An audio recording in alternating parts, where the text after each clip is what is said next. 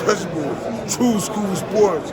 Let's go, baby. Bow. Be careful what you wish for because it can become a reality. Yeah. The untouchable True School Sports Empire proudly presents something the boxing games are missing. Hey, what's going on? It's your boy BT, and I came here to talk some boxing with the thousands of True School Sports subscribers. All right, so this is my official Elijah Pierce versus Michael Dasmirinas post-fight review, and your official result of the fight is an Elijah Pierce thunderous, memorable 9th round stoppage victory in another, just memorable fight. Like Elijah Pierce is starting to, in my opinion, he's starting to establish himself as one of the more fan-friendly, TV-friendly fighters in the featherweight division, and just in American boxing in general. He's had a couple fights like this one, because in this fight against Dasmirinas, he got into some trouble early. He got dropped, and he had to get up off the canvas and knock out Dasmirinas. Same thing happened not too long ago when he fought another Filipino in another fellow Filipino world title challenger in Arthur Villanueva. And Arthur Villanueva, dropped him early. He had to get up, summon some things deeply in his spirit, and knock him out later in the fight. And this fight was kind of the same. So let's just get the brief recap before we talk about Pierce and where he stacks up in this featherweight division, because this was the debut of, not the debut, but it was Elijah Pierce's first fight in featherweight in well over 4 years. He's fought higher than featherweight. He's fought at 130, 133, but he hasn't been at featherweight in quite a long time. So this is the first fight in his new campaign as a featherweight. But nonetheless, like I said early in the fight, I believe it was the very first round, Pierce got caught just being defensively irresponsible. He has these lapses sometimes. Pierce, because he naturally has good feet, he naturally has good reflexes. Sometimes he becomes overly reliant upon these things, and he has defensive lapses, and he walks right into big shots in a square position. And it happened here. Dasmirinas caught him. I believe it was with a straight left hand, dropped him. So it was a 10-8 round off rip, and I was thinking to myself, I was like, damn, we got to put Elijah Pierce on upset alert, because Dasmirinas can really punch. He's very experienced. He's a veteran of 42 fights coming into this fight.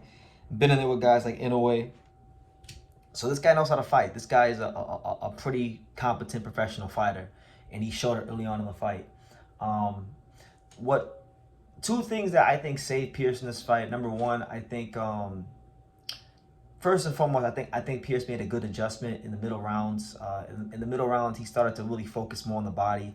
In the early rounds, what got him in trouble was hunting for the head of Michael Dasmirinas. So he was able to, start going to the body, start landing good flush shots, which would inevitably, if you make those investments in the body, they pay off. Inevitably, these investments paid off because Dasmirinas stopped moving. See, Dasmirinas, he's a heavy-handed puncher. He's got the ability to counterpunch. He's crafty. He is defensively sound for the most part, but he don't really got a chin. He's not the most durable fighter. And on top of that, Michael Dasmirinas, his punch output is never that. He's not a high output fighter. He's a guy that likes to sit there, wait, counter, punch in between your shots, and kind of control the pace and keep it low output.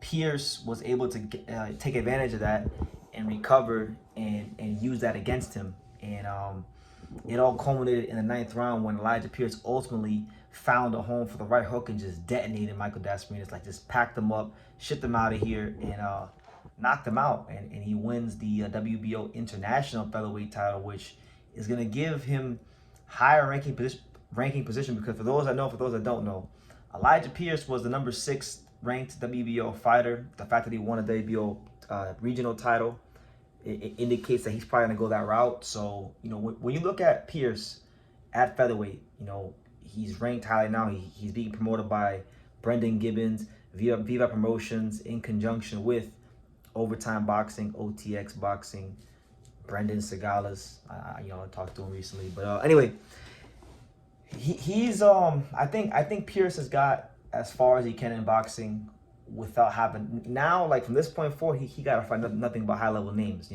Dasmirinas is a good fighter. Dasmirinas has been in there with like I said, Inoue, former world title challenger. But now it's time for Pierce to start fighting guys who are on a higher level, younger names, guys ranked above him in the featherweight division. So, you know, you look at him right now, Pierce is sitting pretty there at number 6 in the WBO. If you look just above him, you got you know, a lot of Japanese fighters, a lot of guys that I'm familiar with, guys like Kenji Fujita, Toshiki Shimachi, Brandon Figueroa, Luis Neri, guys like that. Even if you look the one spot below him at number 7, you got Omar Trinidad, who's set to fight soon. I think that actually is a fight that's actually a fight I really want to see. I think Trinidad and Pierce would be the fight that this division needs as far as the contenders are concerned. And you know, I'll probably do a video about that later on if Omar Trinidad wins this fight. But I feel like those guys both been promoted very well by mid-level promoters like OTX and 360 Promotions and Tom Loeffler.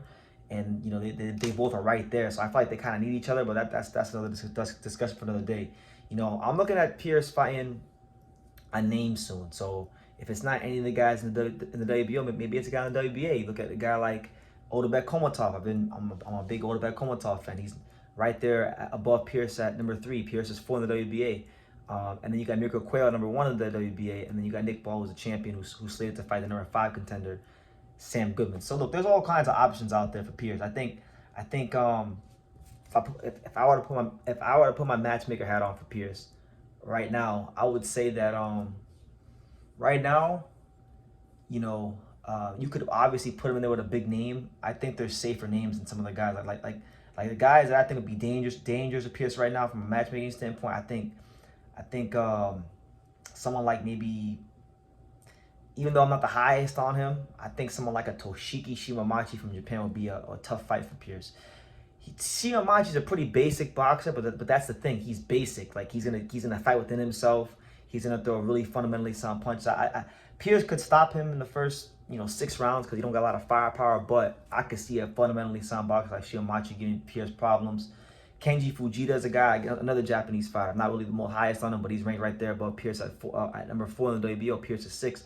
Fujita is not a big puncher, but he showed in his last fight, and he showed in fights that when he needs to fight, he can fight. So he might actually be better than people regard him right now. But he's not a big knockout puncher on paper. I think that'd be a good fight for him. But see, if it was up to me, the fight I would try to push my hardest for Pierce would be the Omar Trinidad fight.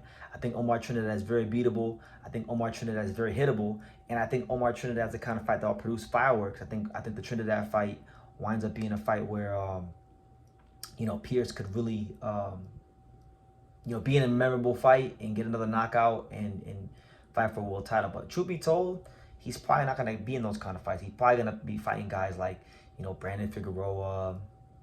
Trinidad is realistic, but I'm saying he's probably going to fight a name. Brandon Figueroa, Joette Gonzalez, guys like that. I think Pierce is due for a big name in a step-up class because he's passed the test of like these mid-level, gatekeeper type of fighters. He's former world title challengers. It's time for him to step up, and he's, one thing about him is that, like, I don't know if Pierce will win a world title. I'll be honest with you. I don't know if he'll win a world title. I don't personally think he can beat any of the champions right now except maybe Nick Ball.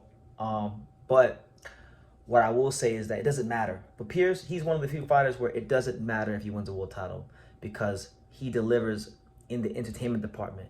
And that's enough value right there. All you got to keep doing with a guy like Pierce is putting him in real entertaining fights that are going to make him look good, and that he'll get everything he wants out of his boxing career. And then with the right guy with the title, he could win a world title. But again, he's got a lot of things defensively he has to clean up, and there's that. But one thing I'll tell you this: he showed it a couple of times in his career. He gets dropped, he comes back up, and he fights even harder. So that's the mark of a true fighter. A guy that can be champion. That's a championship quality. He just has to build on that and clean up the weaknesses in his game. Because at that world class level, I'm telling you, I've seen it being around Angelo Leo and other fighters I know who have been at that level. Even the smallest thing magnifies itself at the world class level. So best of luck to him. But a really entertaining fight. If you didn't watch it, go check it out. Pierce, Dasmirinas, Michael Dasmirinas with a good veteran performance. Just ultimately, the output wasn't high enough to discourage and keep a guy like Pierce off of him. But a good performance. And leave your comments down below. Make sure you guys take the time to subscribe. And like I say in every single one of these videos, you can love me or you can hate me. But I'm just a kid from Daniel. So until next time, take care. Thank you for watching another video on The Untouchable True School Sports Empire. For more great boxing content just like this, make sure you guys stay tuned and subscribe. You won't be disappointed.